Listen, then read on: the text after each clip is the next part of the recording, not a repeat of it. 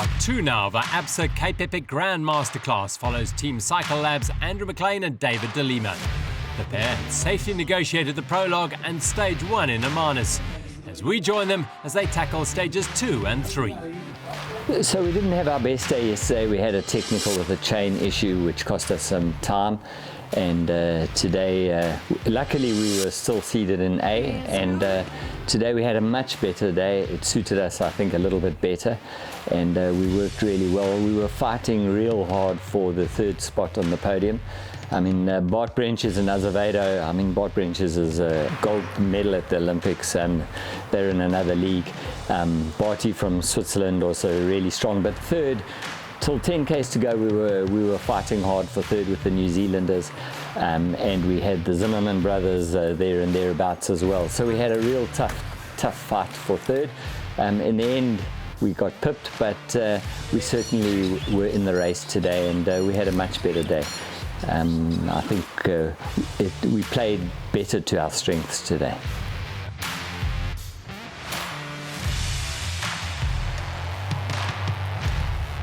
Yeah, so this is my 10th Epic. I'll probably be the last one as well, but we say that every year. I think, why do you do it every year on year? It's nice to have a challenge every year, and I think you're always looking for a great Epic. And in this particular year for me, I think the challenge to ride with Andrew, and hopefully we can see if we can get into a podium position, would be amazing. Particularly after so many years. You know, my first Epic we barely finished.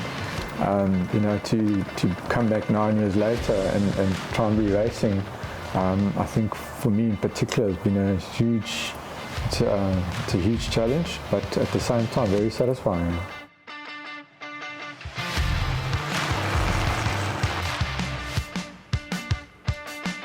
Yeah, so today was really almost a Wine to Wales final day in reverse, which was quite odd because a lot of the trails are designed to go down, and the berms and that are fantastic, but you were climbing them uphill, which was a little bit different and quite tough. And obviously we came up the old wagon trail through to Hoek and through Hoek Pass and up to the top. It's a lot easier going down, I can assure you of that.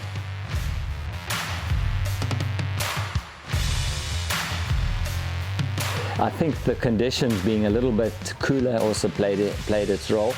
You know, that same stage at 40-45 degrees could have been really tough. But I thought a well-balanced stage and quite a nice transitional stage.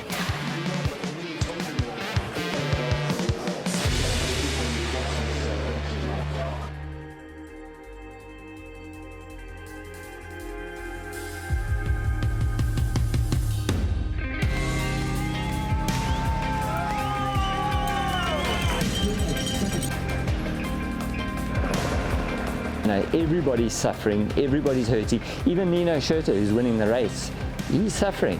He's just getting to the finish a little bit faster, but he's suffering as much, sometimes even more, than some of the back markers. You've got to come in here knowing you're going to suffer, but it's amazing. For 8 days you moan, it's too hard, it's too long, this is my last one, whatever. And at Val de Vie you crossed the line, and that was the best 8 days of my life. And isn't that what we do in life? We we moan about stuff, but if this was an 8-day gravel road race of 60 Ks a day, no one would be interested in it. Nobody would come and ride it. It's the toughness that makes it great.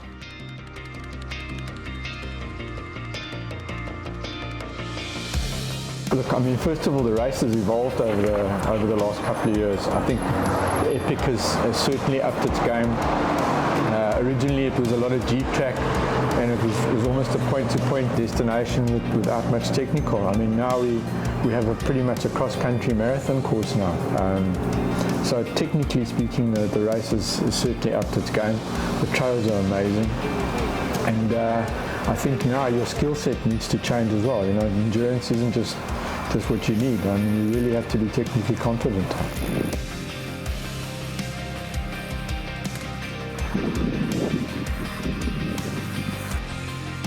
Dave, my mate, is as competitive as I am. He's an absolute cockroach. You can't kill him, and all he wants to do is ride as hard as he can. So we're on the same page there. And till we get to Val d'Avie, we race as hard as we can. So we're in fourth now, third with a little bit of luck and a little bit of effort, and who knows what could happen. Third is a possibility, and third for us would be an unbelievable result in this company this year.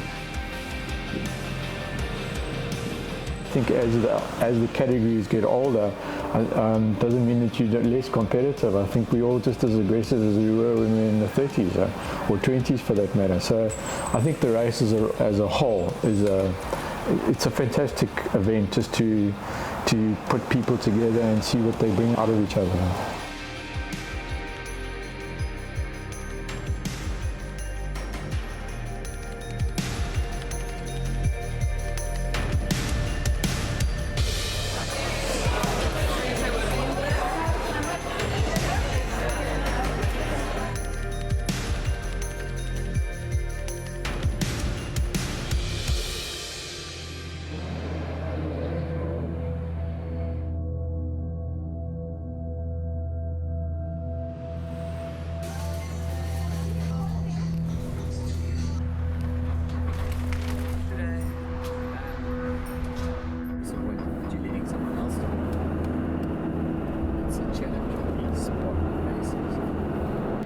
So I finished yesterday's stage and I felt like almost there was something in my eye, although obviously I ride with glasses, and it just got progressively worse, and then today it was real bad. So they've just checked it out again, and they'll make a call tomorrow morning. But unfortunately, the problem with you can't ride with one eye because your depth perception goes. So in the single track, it's a real challenge. And at the end of the stage today, all the single track, I wasn't a very good wheel to follow. So hopefully a night's sleep, and they've put some special fluorescein in and some blue light to check the cornea.